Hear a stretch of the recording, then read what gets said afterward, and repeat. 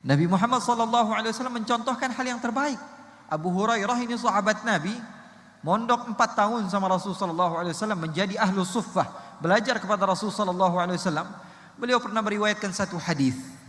Hadisnya apa? Nabi Muhammad lagi sholat, tiba-tiba ada jin ifrit. Tahu jin ifrit? Jin yang dibangga-banggakan pada zaman Nabi Sulaiman. Ini jin ifrit masuk ke masjid. Jin ifrit masuk ke masjid, mengganggu Rasulullah SAW.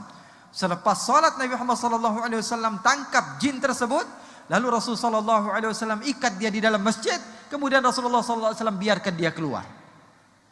Diikat sebentar, kemudian dilepas dan suruh keluar. Sahabat bertanya, ya Rasulullah, apa yang kau lakukan ya Rasulullah? Apa kata Rasulullah? Perhatikan akhlak baginda Rasulullah SAW. Perlu kita contoh. Apa kata Rasulullah? Rasulullah mengatakan, sesungguhnya aku tadinya mau ngikat, kemudian aku mau jadikan dia adalah tontonan bagi para sahabat, kemudian aku ingin jadikan dia apa? Mainan anak-anak kecil di kota Madinah. Ini ifrit mau dijadikan mainan anak-anak kecil. Tapi kata Rasulullah, tapi kenapa kata sahabat? Tapi saya jaga perasaan sahabat saya Nabi Sulaiman. Kenapa wahai Rasulullah? Nabi Sulaiman pernah berdoa, wahabli mulkan la yanbaghi li ahadin min ba'di. Doa Nabi Sulaiman apa? Ya Allah, berikanlah aku kerajaan yang mana kerajaan tersebut tidak akan pernah didapat oleh orang-orang setelahku. Nabi Muhammad SAW takut menyakiti hati Nabi Sulaiman kalau jin yang dibanggakan pada zamannya hanya menjadi mainan atau lelucon bagi anak-anak kecil. Dijaga hati sahabatnya. Sallu ala Nabi Muhammad. Itulah yang dicontoh para sahabat, para tabi'in. Nabi Muhammad SAW pernah diberikan anggur oleh salah seorang sahabat. Lalu Rasulullah makan 1, makan lagi 2, makan lagi 3, makan lagi 4. Enggak selesai-selesai. Nabi Muhammad SAW tidak selesai-selesai makannya sampai habis. Kemudian yang memberi tersebut mengatakan kepada Rasulullah, bagaimana rasanya ya Rasulullah? Rasulullah tersenyum kepada orang tersebut. Dia pun pergi, senang. Hadiahnya diambil oleh Rasulullah, dimakan sama Rasulullah SAW. Maka sahabat bingung, ya Rasulullah, engkau ini selalunya ya Rasulullah, kalau ada makanan, berbagi kepada kami ya Rasulullah. Kenapa ini anggur kamu makan 1, makan 2, sampai habis kamu makan sendirian? Apa kata Rasulullah? Rasanya asam, kata Rasulullah. Apa? Rasanya asam. Kalau saya bagi kamu 1 persatu, nanti semua wajah kalian berubah. Kasihan yang ngasih. Rasulullah SAW jaga perasaan orang yang ngasih. Nabi Muhammad SAW begitu pintar menjaga perasaan seseorang. Oleh karena itu dicontoh oleh para tabi'in, para tabi'in, sampai kepada ulama-ulama kita. Di antaranya Al-Imam Al-Haddad. Al-Imam Al-Haddad menjaga perasaan orang lain. Pernah suatu waktu mau datang masa musim kurban. Imam Haddad kalian tahu? Al-Habib Abdullah bin Alawi Al-Haddad.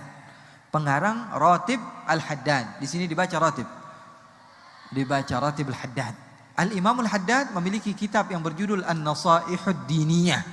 Punya kitab juga Risalatul Muawanah. Banyak kitab-kitab beliau, karangan beliau. Al-Imam Al-Haddad pada zaman beliau, pernah suatu waktu ada seseorang yang mengatakan kepada putranya, wahai anakku, sekarang ini sudah musim kurban. Ayah mau motong kurban. Ini kampaknya sudah siap. Kamu pergi ke suk, pergi ke pasar, dan kamu datang ke Haddad. Haddad itu apa? Tukang besi. Asah ini kampak supaya saya motongnya enak. Datang ke mana? Haddad. Haddad di dalam bahasa Arab artinya apa? Tukang besi. Maka anak kecil ini polos. Diambil kampak tersebut, dibawa ke Al-Imamul Haddad. Bukan dibawa ke tukang besi, tapi dibawa ke Al-Hawi, tempat Al-Imamul Haddad mengajar. Duduk dia sebentar, Imam Haddad masih mengajar. Selepas mengajar, ini anak kecil mendekat kepada Imam Al-Haddad. Wahai anakku, apa yang kau inginkan? Dia katakan, Imam Haddad, ini ayah saya menyuruh saya untuk memberikan kampak ini kepada kamu. Oh, untuk apa kata Imam Haddad? Tolong diasah karena besok dia mau motong kurban. Kata Imam Haddad, oh terima kasih. Sini kampaknya. Insya Allah saya akan asahkan, kemudian besok kamu datang lagi, kamu ambil.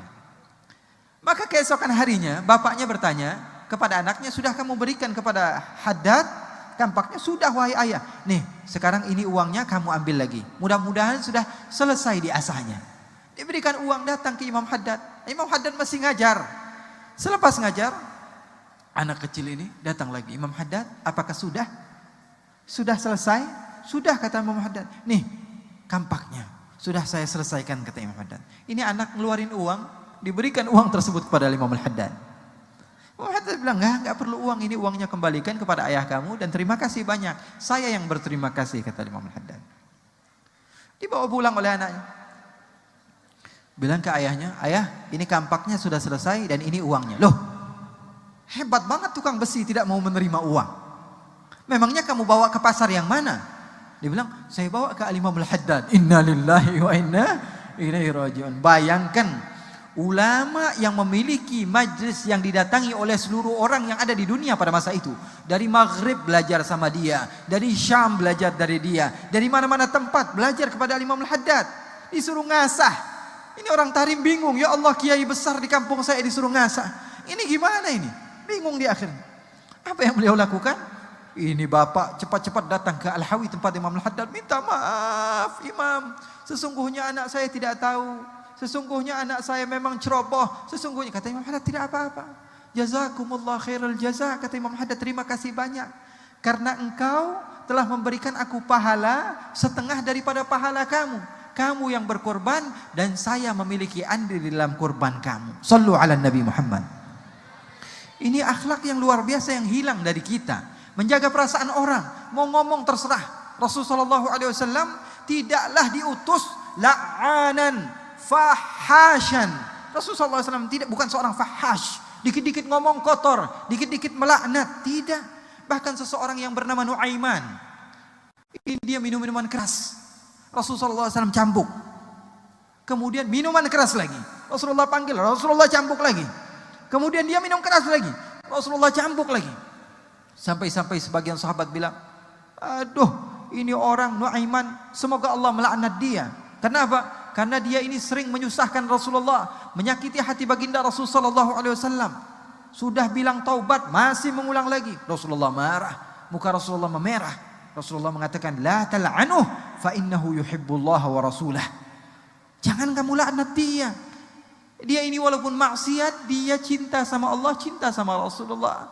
Berapa banyak orang di antara kita ini maksiat, tapi hati kecil kita merasakan juga ingin menjadi hamba yang saleh, menjadi hamba yang salehah.